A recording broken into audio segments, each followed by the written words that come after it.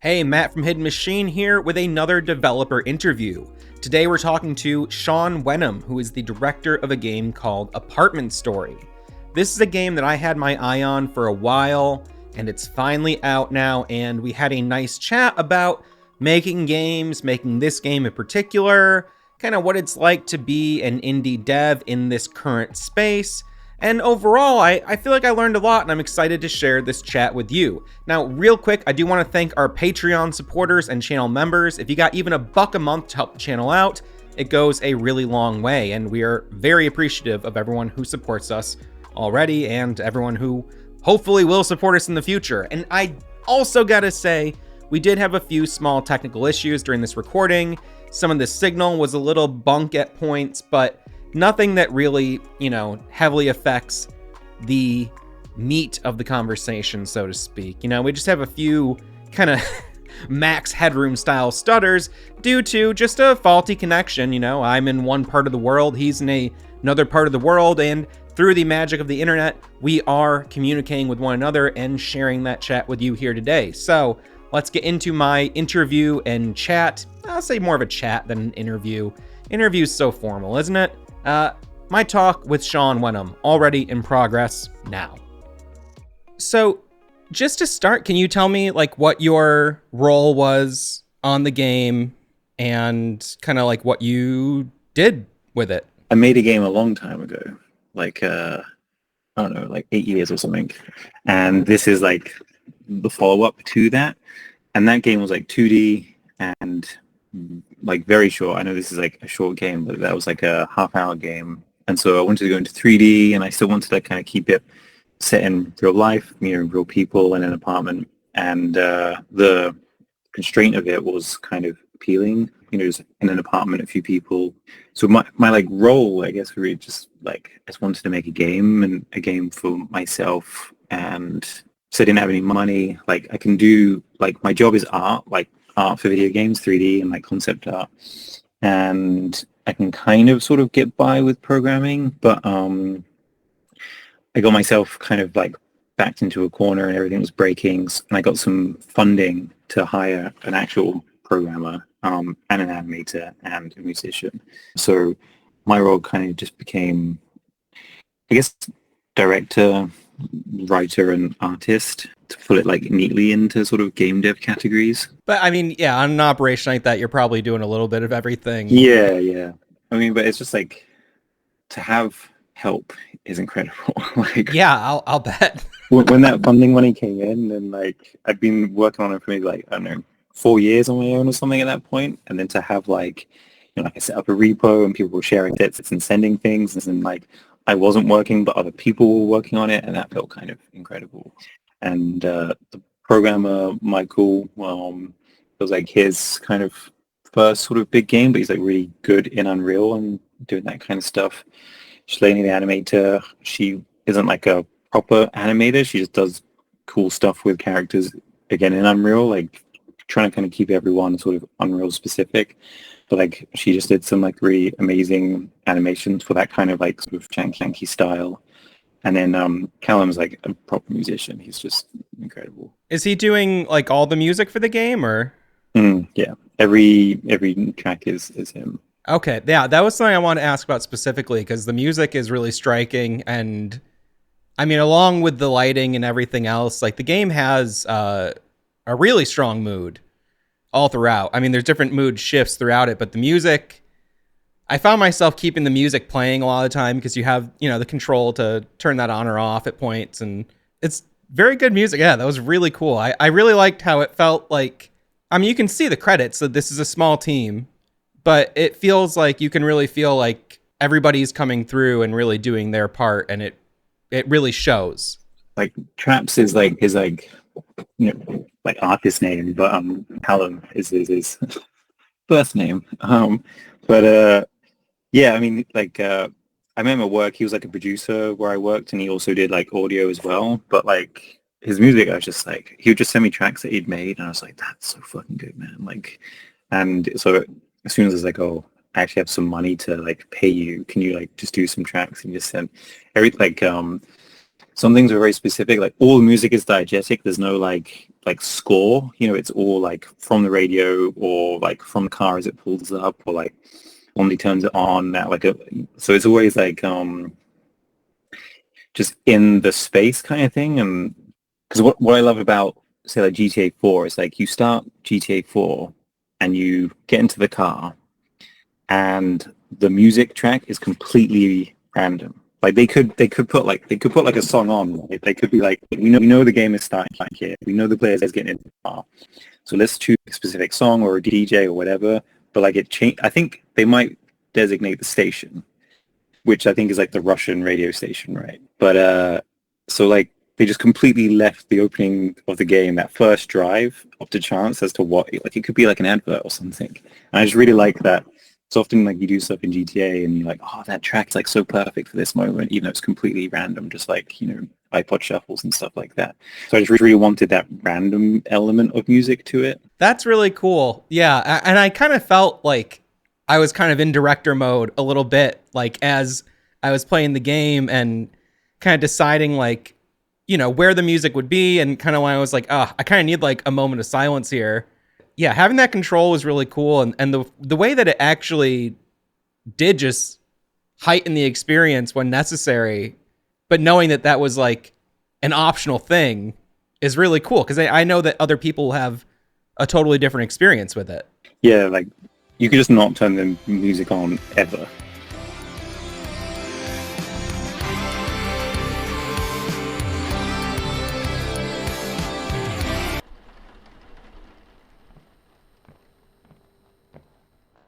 What's your kind of history with gaming as a hobby? As an interest, like not so much as a developer, but as a games player. Like I've played my whole life. Like we didn't have any like the good consoles growing up. Like my dad got like an Amiga for like its word processing, but he got it like late. It wasn't like a brand new one, and he was just angry at it all the time. So in between him not being angry at just how happy it is, like I would get some games in there, and like my first console was like an Xbox, like the first one, and then just like I guess like it was like a social, like just I don't know, it wasn't like I got gaming magazines, but it wasn't a huge part of my life until like I just didn't know, like I left like school and I had no idea like what I wanted to do.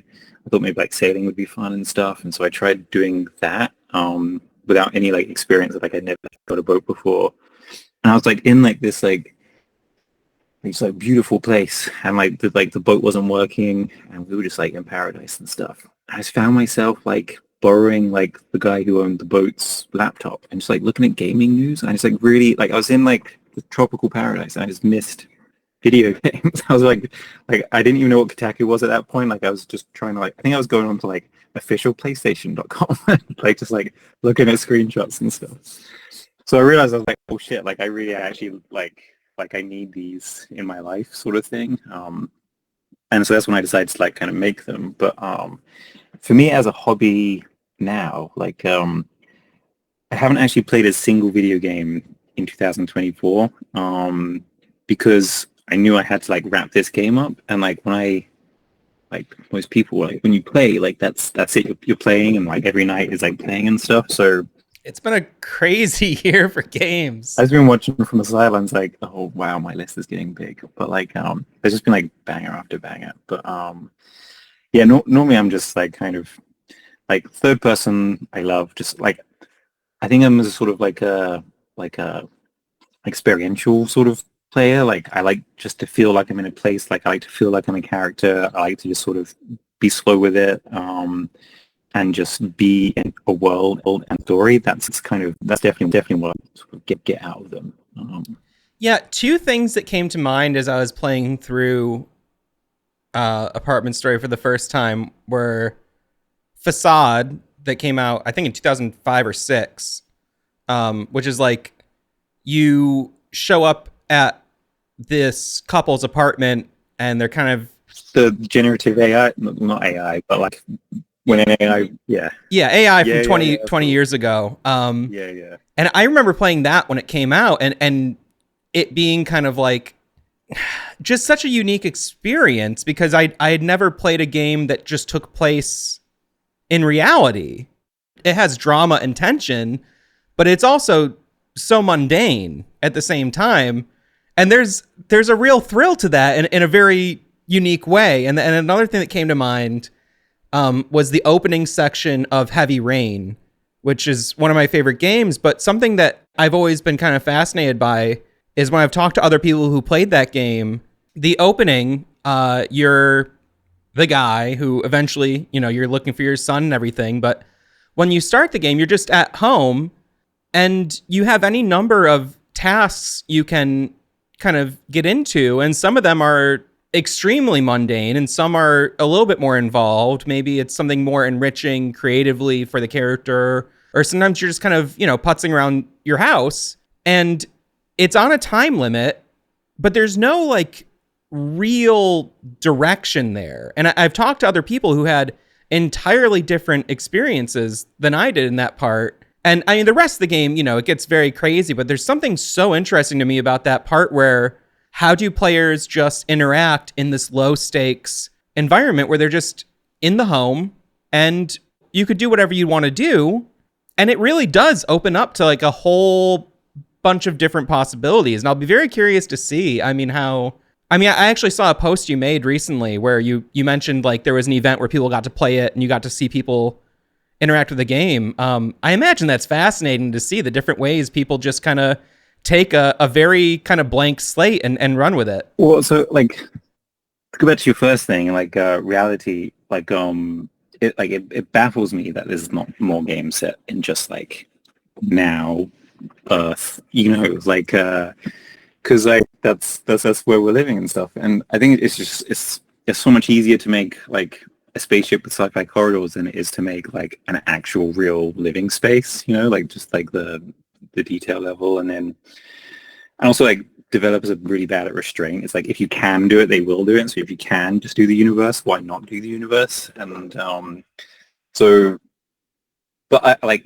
my favorite studios like Rockstar, Remedy, like they set in today, in the actual of like Remedy, like crazy shit goes on, and Rockstar is just like kind of like over the top and kind of in their own world, but they are set like they're set in this world and like yeah, and it's funny they have such a strong relationship with one another creatively over the decades. Yeah, oh yeah, shit, yeah, you put that together, but yeah, like Max Payne 2 and stuff.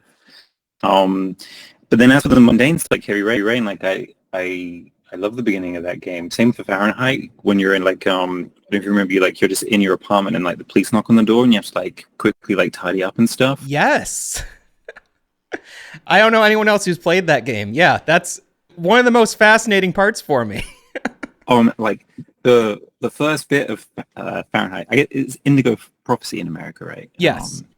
But like the first bit of that is like incredible. The demo that I played when you sit in the diner is like, it's one of my favorite games if you ignore like the 80% at the end where like the internet, the dragon and stuff.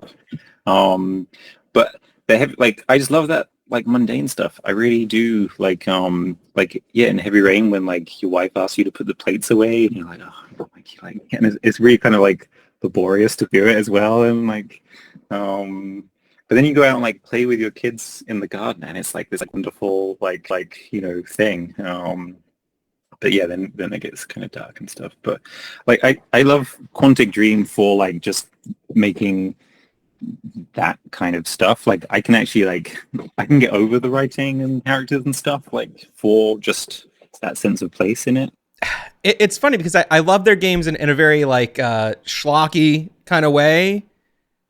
But also in a like, there's that end of it, but then there is also those moments that are so real and pure, and they're so rare in gaming. And I don't really know why. I don't know if it's like it's not as appealing to writers or to directors to kind of tackle those things. But I mean, even in your game, like it really it sets a strong tone and contrast to the later events that it makes the whole experience much more immersive and impactful than if it were just balls to the wall the entire time, just insanity. Which, I mean, that's a thrill, but it's not the kind of thing I think about later. Yeah, I mean, and the difficulty in doing like normal mundane things is actually like I don't know if it's like the tool sets aren't built for it and stuff, but for example, like in Apartment Story, like there's a gun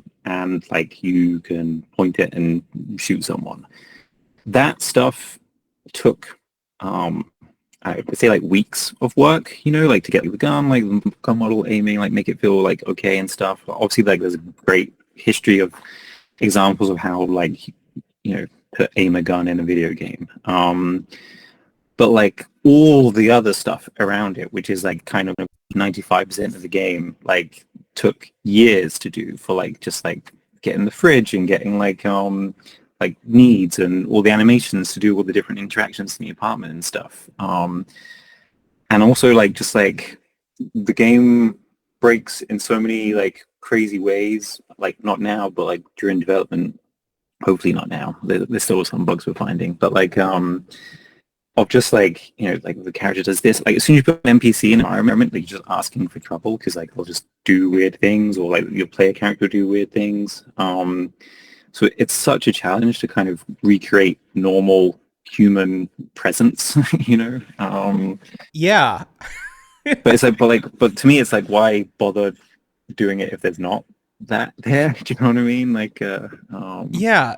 I mean, it just to make one more example of this kind of thing I really love. I played Soma for the first time earlier this year.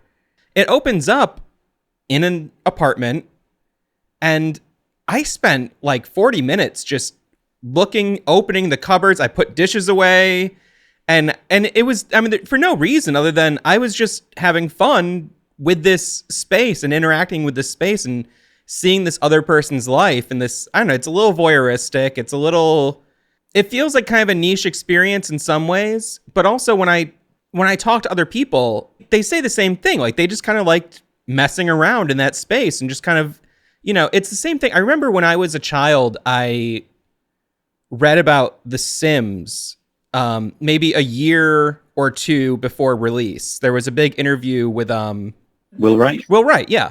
Yeah, I was at an appointment, and they had a magazine in the office on the waiting table, and I just said, "Oh my God, this game sounds incredible!" And I must have been 8 or 9 at the time, and there is like something similar where, I mean, The Sims has become its own thing now, where I don't even understand really how to interact with it anymore. But when that first came out, there was really very little that had ever touched anything like that. And that same kind of fascination with that first iteration of the game is the same thing when I play a game like Heavy Rain or Prey, and there's those scenarios early on where you're just kind of in a human modern, space that you can relate to. It's a certain kind of play that is I don't know, it's so rare, but it's like it's a very interesting thing to find balancing, because I could also see how if it's not, it has to be a little bit of a chore, like even in Apartment Story, like I'm picking up an ingredient, I'm picking up another ingredient, I'm bringing it to the cutting board, I'm going back, I'm opening the cupboard, I'm taking a dish out because I put the dishes away earlier. It's like, it's not snappy, immediately satisfying gameplay, but it's satisfying on this other more cerebral level that like is I don't know. It's just like I'm really fascinated by, because I also I love action games. I love arcade, style, like faster paced games, but I don't know. There's just something, I just feel like it's like such an underexplored kind of space in gaming. It's always kind of like a small part of a game, and to play a full experience like this, like Apartment Story, where it is kind of like the whole focus is being in this space, and then all the other stuff that happens with the gun and all the conflict and all these more dramatic elements, they enter that space. Whereas in most games, it seems like you exit that domestic space and then it's kind of nothing more than a tutorial. It doesn't really help you do anything other than, especially in the case of Prey and Heavy Rain, those opening sections are purely just to get a little bit of exposition and to get you familiar with the controls before the stakes get higher.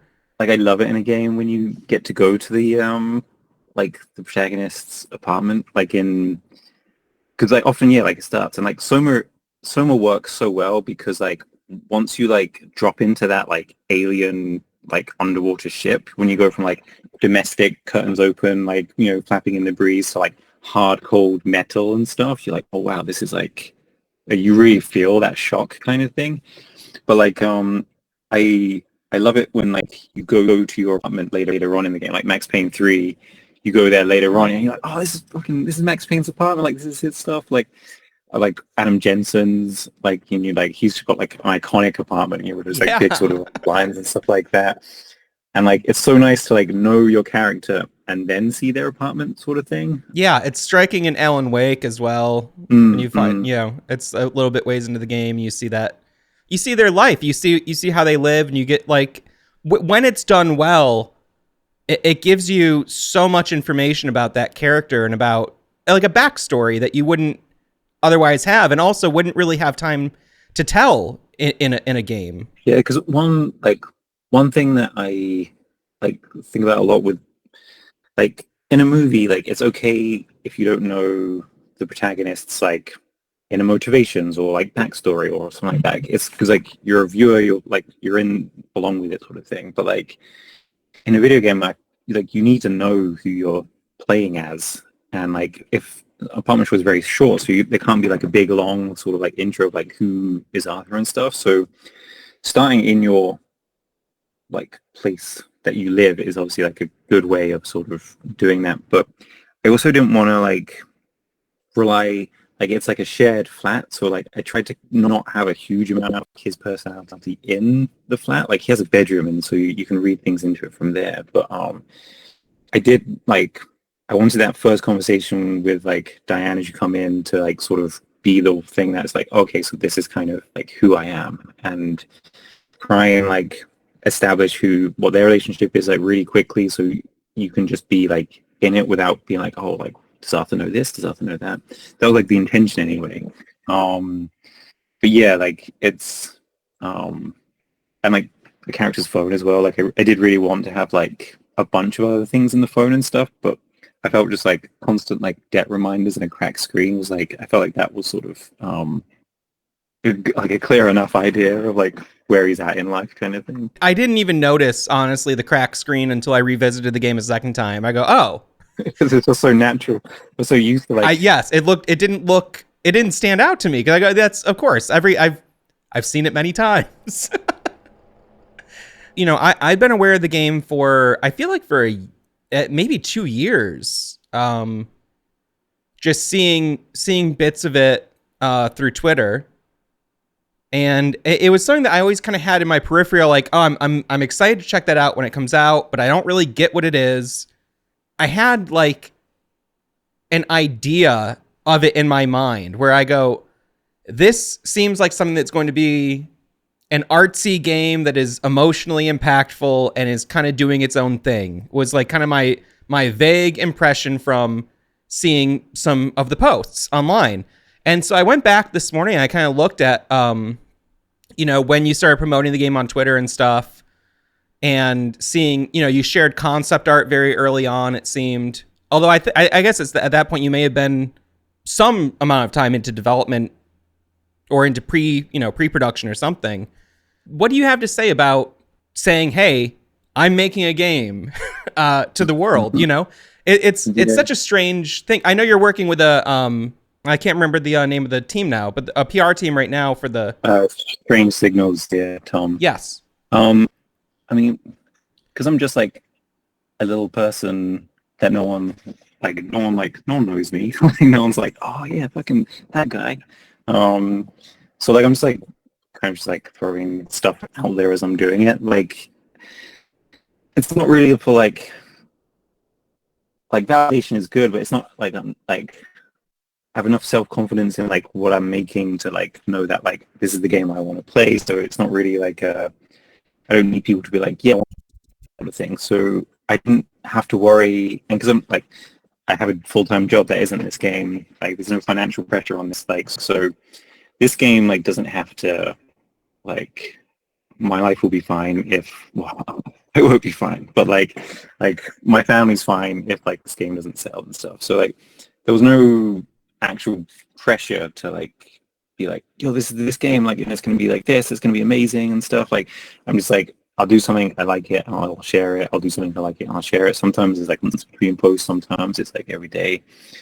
Now it's coming to be released. Now I'm actually in like because I'm not actually making the game anymore. The game's like done. Like I'm just fixing like the odd bug as we find it kind of thing. So now I'm in like kind of like marketing mode. Like, hey everyone, like this game's actually like fucking coming out. Please, like it's this and that kind of stuff.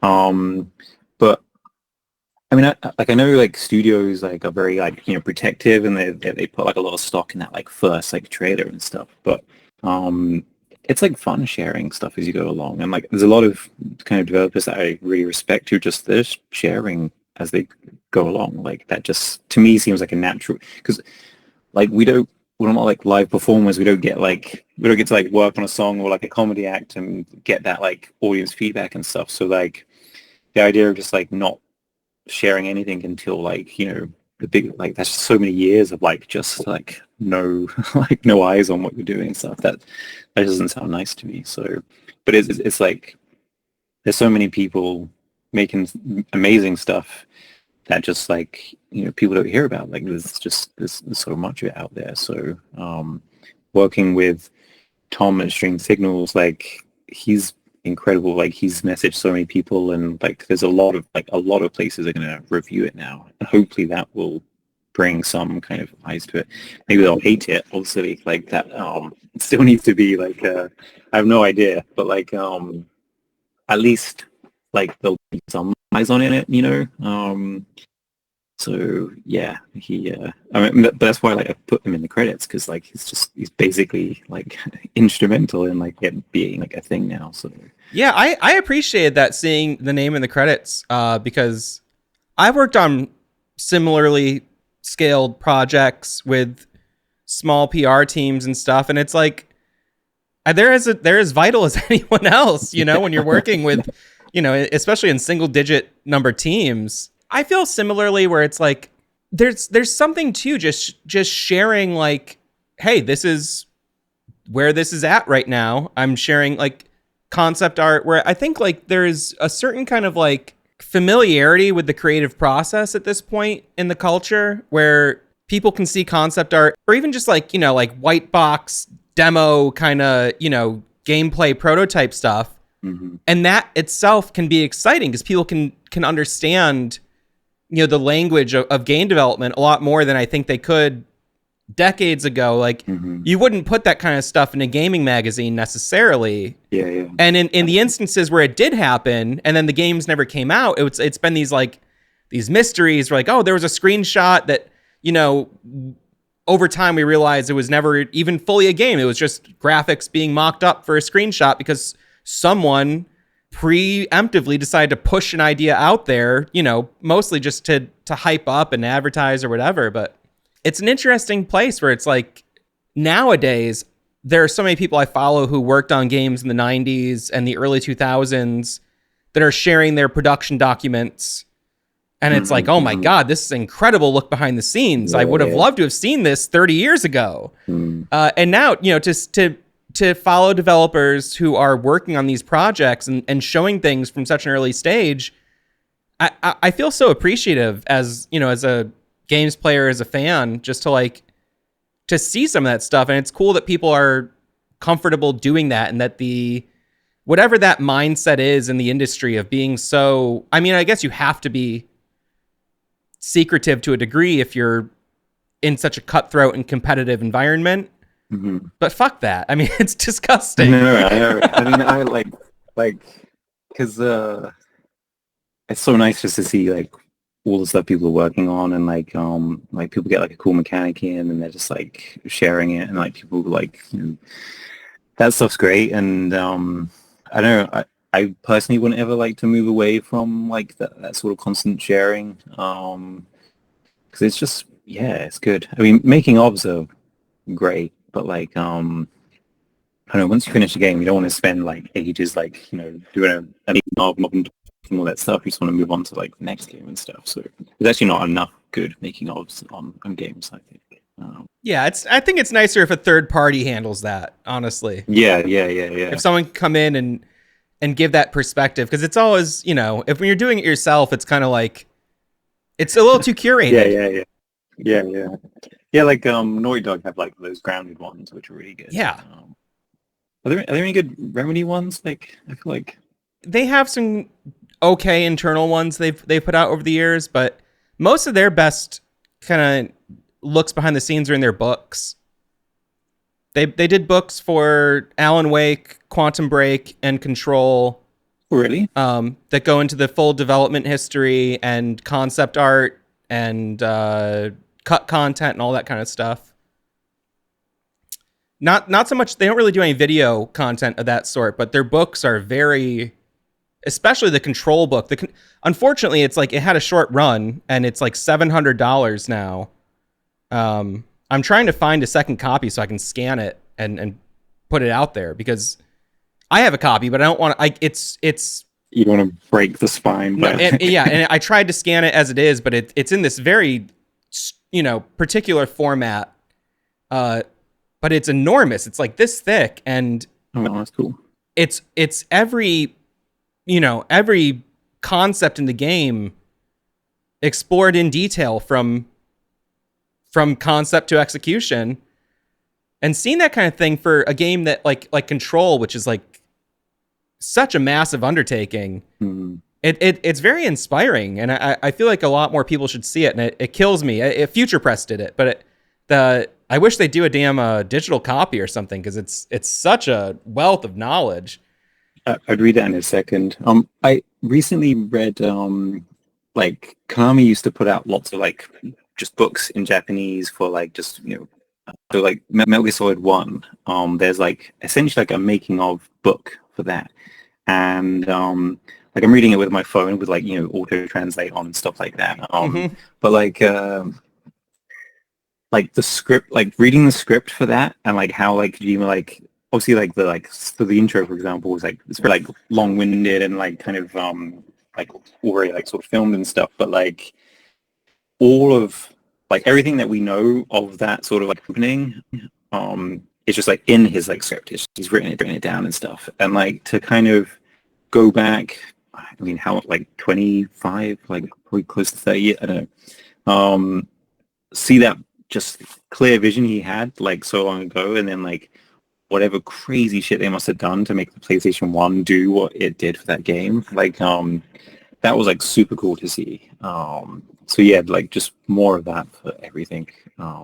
Definitely. Yeah, I read through the screenplay for Alan Wake, which they included in the Steam version. There's a PDF in the bonus files, and seeing how much that translates so cleanly to what you see on the screen is wild, because I've seen other game design documents that don't, sometimes it's like a lot is lost in translation. Well, even as a game maker, like I kind of assume they're just winging it, like when you play a game, that game was amazing, like you don't really stop to be like a single person or a group of people had a very clear vision, and then they like implemented that vision. You just don't really think of, I don't think of game making that way. Like it just, like it feels like they just like, let's make this, and then like it turned into this. You don't think that like that started as like a core pure idea to begin with, sort of thing. So to learn that it does actually sometimes is pretty cool. So are you working on the next thing already a little bit, or do you have something else in mind?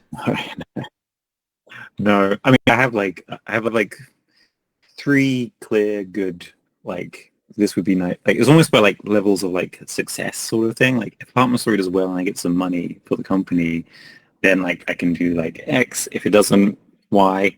if like the whole world hates it and I'm embarrassed, then I've got this like little tiny sort of like thing that will be good instead. But no, I mean I'm gonna play just a fuck ton of video games because I haven't like I miss them so much. I was going to ask, and can you tell me maybe in particular anything you're looking forward to getting into when the time comes? Indica, like I miss that. Like I really want to play that. It's a thrill. Yeah, I mean, like it looks amazing. It's like definitely not as cool, but like just Star Wars Outlaws. I just want to be like a fucking, I just want to be out there in Star Wars land, Yeah. just flying my spaceship around, or and then I really want to play Max Payne. I'm Max Payne 2 since it came out, but like before Alan Wake 2 came out, I played like the whole Remedy stuff. And so yeah, I just wouldn't mind playing that. I don't know. Like you'll be replaying it, or? Yeah, like I played it like when I rented it from Blockbuster. That's the last time I played it. Oh wow, okay. But then like I played Max Payne 1 again like a couple of years ago, and that just is so fucking good still. It's still like, yeah, it's incredible. Yeah, I think both those games hold up so well, and 2 especially after playing. Have you played through Alan Wake 2? Yeah. In so many ways, it feels like a like a sort of pseudo sequel to Max Payne or Max Payne 2, and It's interesting. It's very like I replayed Max Payne 2 right before Alan Wake 2. I mean, they're almost from the same cloth entirely. I mean, you can really see how they took so many of the plot elements and visual elements and big story beats and just reiterated them. And it's incredible that they could do that some, 20 years down the line. Mm-hmm. And it still feels vital. Somehow Remedy has been able to tell the same story 7 times over, and it doesn't get old because they keep finding a different perspective to do it through. Like, especially like game like Kojima, was making this game again and again. David Cage, like Detroit is very similar to Heavy Rain. Like it's obviously different window dressing. Yeah, well, I'm even playing through Fahrenheit. I noticed every scenario, every major beat in Fahrenheit is repeated in one of his later games. Yeah. So like, I mean, but we're all just like, I mean, like the first game I made was in like an apartment in the end of the world, and you leave your apartment and come back and make a coffee. Like, so like I'm fucking doing it as well. Like the Hauser brothers just love a big, open world sandbox to do. Like it's like I mean like games are so mechanically complex. So like once you get like a little bit good at something, you're throwing away so much like skill by just like changing genre completely. Like it's not like like Kubrick can switch from like genre because that's like movie genre is like it's just the dressing of it kind of thing. Obviously there's like genre theory and stuff like that, which is a bit deeper, but like video game genres aren't genres in that sense at all. It's like a whole different like skill set, like player loops, systems, just like the expertise are just crazy different. Like when you apply for jobs, like if they're making an action game, they want to see you had some like action game experience because that would be like really helpful. Not always, but like there's definitely like, especially in the design areas, like so yeah, I guess that's kind of. But I mean, I don't want Remedy to make like a game or something like that would be just like what was that first one? Death Rally. Death Rally. Well, they just confirmed that Death Rally is part of their canonical connected universe. And I'm a big I've spent too many hours like just writing about Remedy's lore because it was the first. I mean, I've been obsessed with the idea of an artist's works being connected in different ways. I love to see recurring themes or recurring characters or recurring elements of any sort and piecing those together. For some reason in my mind, that's just like such a fun game of, putting those pieces together, and to see Remedy doing that over the course of, I guess 96, yeah, but 30 some years. I think 96 Death Rally came out. It's just one of the most fascinating things I've seen in gaming, because they're doing it on such a deep level, because their games are so rich with lore individually. So to see the way they connect things, but the games they have the rights to, they're really leaning into that now, because they've always kind of done it, but it's become harder and harder because the deal with Microsoft owns Quantum Break, and Rockstar owns Max Payne, so their babies are all scattered around as intellectual properties. But they finally they brought Death Rally back home entirely, and it's really neat. And I would love to see them do like an arcade racer again or something. It's got to be difficult for a larger studio to divert resources away from these big properties. But I mean, they did a mobile game in 2014. I'd love to see them do something similar in the future, where they do something small. There's something so exciting about seasoned developers and seasoned creators doing projects that aren't these big epics, doing something small and tight in a really fun way. It's like when you see a great director do these short films, and you're like, 10 minutes from a master is like hard to beat. Yeah. Like, I mean, like, games are just so long. Like, they're so long. And like, I mean, like, I'll make two, like, I'm glad it was that long because I had a great time the whole time. But like, if it was half the length, that would have been fine also. Like Red Dead's one of my favorite games, but like the story, just like there's so many missions, like so many missions. I've never completed it because it's so long. I get lost, and I don't always have, with work and everything, I can't always game. And so like coming back to something, if I have like a couple weeks off from gaming, I'm totally lost on even the mechanics on a game like that. And but it seemed Red Dead, so many people cite it as an influence, and what I played the first 6 to 8 hours like 3 or 4 times over. And that's burned into my memory as just like an incredible experience. Was it like you left like the snow and stuff? Not much past that. Okay. Not very far past. There's a big train heist or something, and I got a few hours past that. Oh wow, yeah, that's like right at the start. Yeah, I've not really gotten far at all. But it's just such a long game. Like I love it, and obviously like I'm glad that there's like a huge amount of like, content with a capital C, but like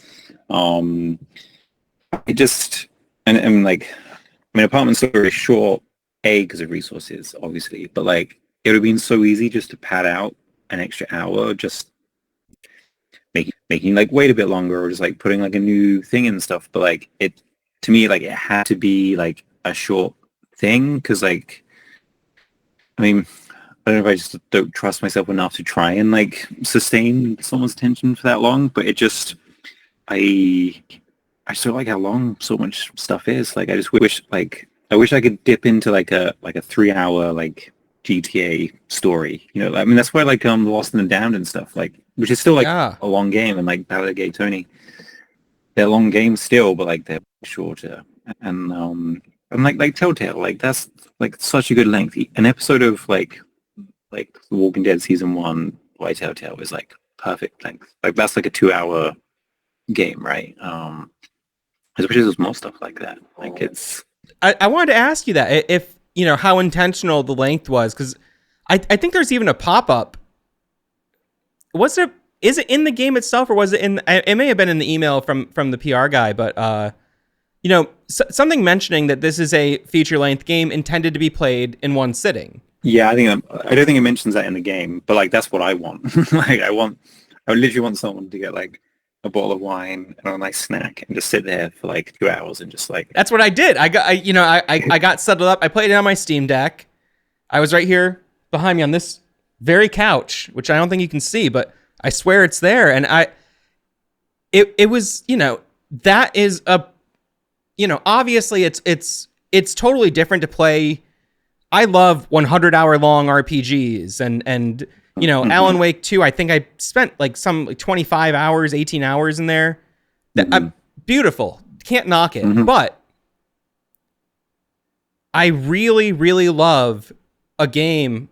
Like did you ever play Firewatch? Yeah. I played Firewatch in one sitting. It Mm-hmm. took me just over 2 hours, and I was just enthralled the whole time. Mm-hmm. Yeah. Such a game. Such a tight game. And it was brilliant. And you know, I would love for more games to adopt that sort of, you know, I think it's not unreasonable to ask a player to commit to maybe 3 hours or under. A lot of people do anyway. I mean, I watch a lot of live streams. People are going for about 2 or 3 hours, 4 hours at most. Very common. And, you know, to have those kinds of experiences and have them be fulfilling, because I'll play an hour or two of some games and feel like I didn't get anywhere, especially as like an adult person with a full-time job and a life outside of games. It's like I want to be satisfied by my time spent with the games. Yeah. And to have something like Apartment, not to just, you know, blow smoke up your ass, but like, you know, to have something like Apartment Story where I can sit and have a very enriching, satisfying experience over the course of about 2 hours. I mean, I couldn't ask for anything more. That's so perfect for someone like me. And I would love to see more people go for that. And hearing that was like on your mind, you know, for whatever reason, if it is, you know, resources or whatever, or all these different reasons coming to a confluence, it is really cool to have something that is from start to finish a complete experience in a session. Yeah. I wish there was more of that. I really love that. And I know it's probably a hard sell, because also I hear gamers online all the time bitch about, oh, you know, this game was too short. I paid X amount of dollars for this or that. And, you know, I always see a lot of pushback whenever there is a post like that made online, people saying like $1 to hour ratio is insane. I mean, that stuff's crazy anyway. But it is still a prominent, you know, thought in the culture right now. And I think that's because we have a lot of big AAA open world games that, I mean, I've started all these big, I mean, I've played Ghost of Tsushima or Horizon, whatever not, and I get 10 hours in, I go, I don't even give a fuck about anything anymore. I've been walking around a field looking for little dots. I don't even care about the story anymore. And I don't experience the whole game. The only long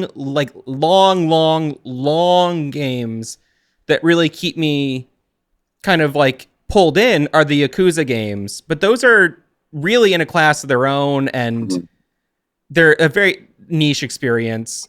And also, like, you can spend like 3 hours in Yakuza and be doing like wildly different things. Totally. Like you're like night to night that you go back to it. Like your night is, you don't know whether you're going to be like laughing or crying. Like, you know, you're going to do like stupid, silly things or like something like really like violent. Yes. Having more, you know, games, I think you called it like a feature length size game. Yeah. I really would love to see a push, an intentional push toward that in development, because I think it's just so fucking cool. And I think it's, you know, something that we're starting to come to terms with. And I'm curious for your take on this as someone who actually makes games. I think that what we're seeing right now, venture capital and all these, there's a lot of different factors, but I think one of the biggest factors that is kind of hurting the games as an industry as a whole is we're making games that are so big and so intensive graphically or whatever that people are spending 5 to 8 years developing something that might not be a success, and that is such an incredible amount of money spent on that it's not a sustainable model to do these sorts of things. Where a lot of my favorite developers, or, you know, whether they're like auteur kind of game director types or just development teams, they were allowed to fuck up. They were allowed to have a couple failures or have a hit and then a failure and then a hit later on. Even something like, you know, people love From Software, but they have maybe 25 or 30 games that no one knows about, you know, outside of fans of, you know, hardcore fans, because they were kind of nothing in the grand scheme of things. but those were incredibly important experiences for that company to be able to make something like Elden Ring. You know, you need to have a variety of experiences and you need to be able to fail. And right now, if you're spending 7 years making a game and it fails, you're done. And you know, I would love to see more small games done well by talented people, rather than these big risk kind of things. And even this, you're saying like, you know, if Apartment Story isn't a success, you have a backup plan. Yeah, well, I mean, that, like, it owning a company where like people who have jobs and they have lives connected to those jobs, and then like you own this like game company, and now you're having to make creative decisions. Obviously, with the fear that like if this is the wrong decision, then like all these people are going to lose their jobs, and like that might be like terrible for some, okay for others, but like that just must fucking suck so much. Like, and obviously, like I would like Blue Rider to like grow and like, you know, but like I don't ever want to be worried about like someone's job, like not because I'm irresponsible, but because I just I'm not a business person. Like I'm not like someone who can be like, oh, like this is gonna sell and stuff. Like I think for me, like I'm just gonna keep making the very specific particular games I want to play and that I don't feel like other people are making for me. And so I'm just gonna keep doing that. And I think there's a lot of like, you know, like Kojima, Sam Lake, David Cage, like they're like Miyazaki, they're doing that. Like they're making like, well, maybe not Miyazaki. He doesn't like doesn't he like not enjoy super hard games or something today? Like maybe I misunderstood that, but like he's like not very good at like hard games or something like that. Right. But they're like making like I'm not either, but I still love their games. I mean like yeah. But like I think if you spend 8 years making something and it's a horrible failure and you did it because you thought it was like the right game to make or something like that, then that's gonna like really suck. But like if you spend 8 years making something that like you feel passionately as like, you know, a game creator, like this needs to be made, like and that doesn't work out or people hate it or it doesn't sell or whatever, then that sucks. But at least like you did it, you know. I think the crushing stuff must be for like companies who are like they're like using market analysis and like, okay, like this is thing, and then like obviously like 8 years, like the market's changed like dramatically, and now all of a sudden they don't have what, you know, would have been good back then, and then, you know, then it feels that way. That's going to be like way harder to swallow, I imagine. But also it's like a really hard time. Like smaller companies, like people like me with like, you know, 4 people are able to compete with like teams of like 20, you know, because it's like on that like lower steam level sort of thing. Like there's not really a huge gauge, you know, for that. Obviously, like then there's like the big AAAs who like us are nowhere near, so like that's different. But like there doesn't seem to be the middle ground, and I mean this has been spoken about for years now, but like the middle sort of like development stuff is just kind of getting squashed. You know, it's getting like they're having to compete with like both sides sort of thing. So right, I think that's a good place to be development wise. Yeah, I do feel like there is. I mean, there's no. I mean, I there's no way to say it that it doesn't sound incredibly nihilistic, but I do feel like the games industry needs to just collapse. And things need to change. But I feel that way about almost every industry. Like I play music, not really for a living, but I'm in a band where my partner in the band, he does play music for a living. And I just kind of help to supplement that. But, you know, we can make a living playing music, but we're very selective about the gigs that we take and how the moves we make and how we do it. And also with a 2-person team, it's not that hard to make a living. Yeah. But, you know, the music industry is the same way, where labels buy up a bunch of artists. If they don't have a hit, then they toss them out. And no one's allowed to kind of grow and develop as an artist. Yeah, And I see the same thing happening in the games industry. And the same thing is happening in film. It's a lot of industries are kind of just like going to buckle under their own weight because the idea of utilizing all these new technologies in all these exciting ways and making these enormously epic pieces of media is so enticing to someone that making something a little less ambitious in one sense, but maybe more, spiritually or creatively ambitious in a different sense is not as enticing to the people signing the checks.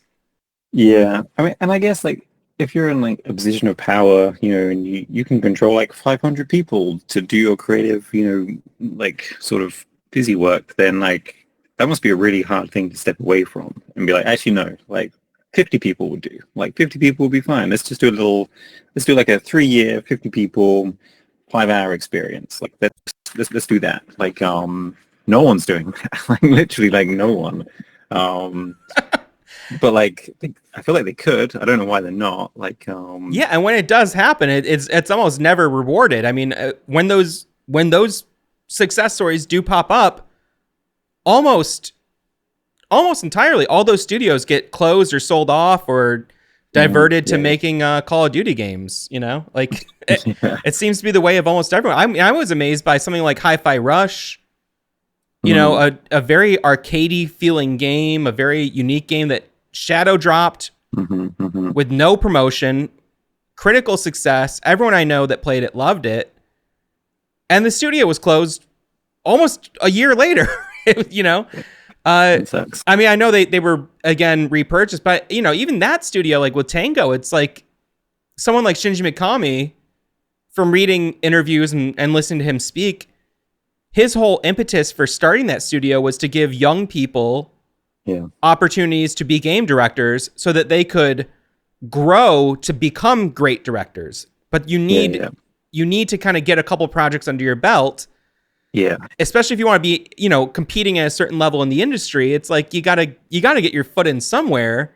Yeah. And it's hard to someone like him trying to use whatever weight he has to give that opportunity to someone else, I think is really awesome. But you can see how the suits kind of said, fuck it. Yeah, that's like, it's like, could you imagine just how many like just like lessons Shinji Mikami's like serving in development of just all the like how much you'd be like learning, like that whole team just when he's like not even just directing the game, but like when like he did the stuff with the Platinum guy, like was more like a collaboration stuff. Like every game he touches is just fucking good. Like totally. I don't know, like it's just the way like I don't know the way his mind works, the way he like tackles problems or something. I don't know.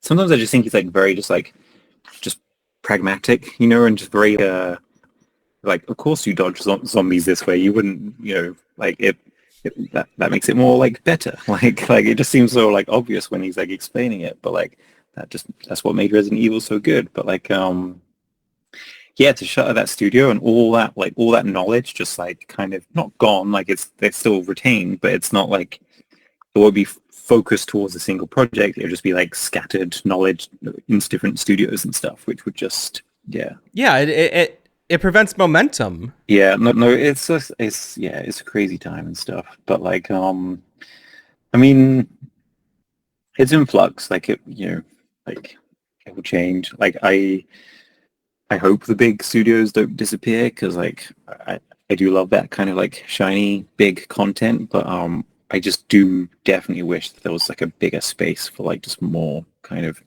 risk taking, especially on like a narrative sort of like human side, not just like crazy gameplay mechanic stuff, which I feel like indies are like super good at doing. Like just like really cool, like very like a mechanic that riffs on a mechanic that riffs on a mechanic, that kind of stuff. But like I just want to see just more like kind of just human drama played out in real time. That's really that's what I'd like to see. I feel So similarly. That's very funny. Yeah, I really feel the same way. And that's why I was, very excited to talk to you and talk about this game because it does that. I mean, and just being in the apartment, I feel like I've lived in that apartment. It's such a simple premise, but it's so effective because you're showing real people in that setting. They're not Yeah. they're not really exaggerated figures. No, they are quite plain. They talk very plainly. They're not like super eloquent or super like I mean, Blondie's quite aggressive, but I mean, I feel very strongly about like just capturing moments in time. Like Mm-hmm. GTA 4, like that, like a bunch of like British people went to New York and made that, and they made New York as they saw it in those days as they were making it. And I think that's why that game feels so just alive. But and like I was reading Down and Out in Paris and London, where like George Orwell's talking about like these like in Paris in the time, like the street lights were like purple, and like just like the gas that they use or the oil they use or whatever, and it made like the streets purple. I'm like, oh wow, like I wish that was like captured, the kind of thing. And like for me, there's like certain things about just like living today, like rented apartments. Like we all know what living in rented apartments is like. It's just like this kind of thing we all do. Um, Having phones, being on your own, looking at like just all these like things like that we're all doing every single day, but like in 10, 20, 30 years time, like we will be doing things like obviously like living is living, but like the little details will change drastically. So like I want to want to chronicle those. Like I want someone to play like Apartment Story in like 50 years and be like, really? Like they did that? Like that's why would they not just do this thing that they now take for granted? I was thinking about that same thing. It's so funny you think about that. Yeah, totally. Just having like a kind of snapshot of the culture at the moment Mhm, of just one mhm. little piece of what life is like for some people Yeah, yeah. in a very honest and accurate way, down to the bookshelves, the lamps, the cutlery, Mhm, whatever. Like mhm. it's a great little snapshot of time. So I could say a lot more, but I'm excited for people to just play the game and to see what the reaction is, because I think that it's something that people will either love or not get. That's my gut, Mhm. is like, if you don't get it, I understand not getting it. But I think that there are people who are going to play this and just love what's happening, because it's doing something very, just something very real. I don't even really have a good word for it, but it's in this funny space where it's like it's sort of like a Sims type thing. It's sort of a visual novel. It's sort of just a narrative based third person action game, Mhm. but it's not really any of those things entirely. Mhm. Yeah, yeah. And I'm very excited to see what people kind of do with it. I'm excited to watch some more Let's Plays and see how people spend their time in the world. Because I know I did some stuff. I go, I wonder if anyone else is doing the same thing I'm doing. Yeah, yeah. Like I mean, like you mentioned, like you put the like your plates away and stuff. Like that makes me so happy that you sort of you felt the need to like do that, because like that's like I want some people to be like just really messy and put nothing away, and just like because some people live like that, and then some people like I think maybe there's like too many DVDs. Like CD person, and you need to tidy. There's way too many DVDs to pick up, so maybe I'll reduce those in time. But Yeah, I picked up what, not to spoil too much, but the apartment does become much dirtier at a certain point in the game. I spent quite a while just kind of picking things up and going, I can't live like this. I have to pick this up. And yeah, I put everything away, and the funny thing is, I had fun doing that. And I know that that won't be fun for everyone. Someone else will have a different type of fun in that experience. And even just like the managing of the different, needs. I never felt like I was really risking a game over type scenario in terms of, Mm-hmm. my different whatever Mm-hmm. metabolic needs, but I could see people prioritizing some over others. Mm-hmm. Mm-hmm. And that's really interesting to me. Just thinking like, if everything's kind of, leveled out, well, what do you prioritize? Where do you Mm-hmm. go? And there's a lot of ways to take that, and it's a neat thing. So I'm excited to see what people do, and I feel like I could go on and on, but I want to wrap up before too long. It's it's just a cool experience. I appreciate that Thank it you. was a finite experience that I could have in one sitting and then revisit and not feel like, oh God, I got to go through that part again, or I got to go through like I got to do this like 8 hour commitment just to get to the Mm-hmm. to the end of it. It's like Mm-hmm. knowing that I can sit and just like in an evening go through and feel that and feel different things and knowing how it can shift ever so slightly, but those slight shifts, because I just noticed like, oh, I could have made a different choice here that I don't think would have impacted anything really ultimately in the grand scheme of things. But those sort of quiet moments in between the big story beats is where so much of the time is spent. Mm-hmm. And that's a very introspective kind of place to be. And it's interesting to interact with media that allows you to explore those more introspective moments. Mm-hmm. And yeah, it's hard unless you've played it. It's hard to really.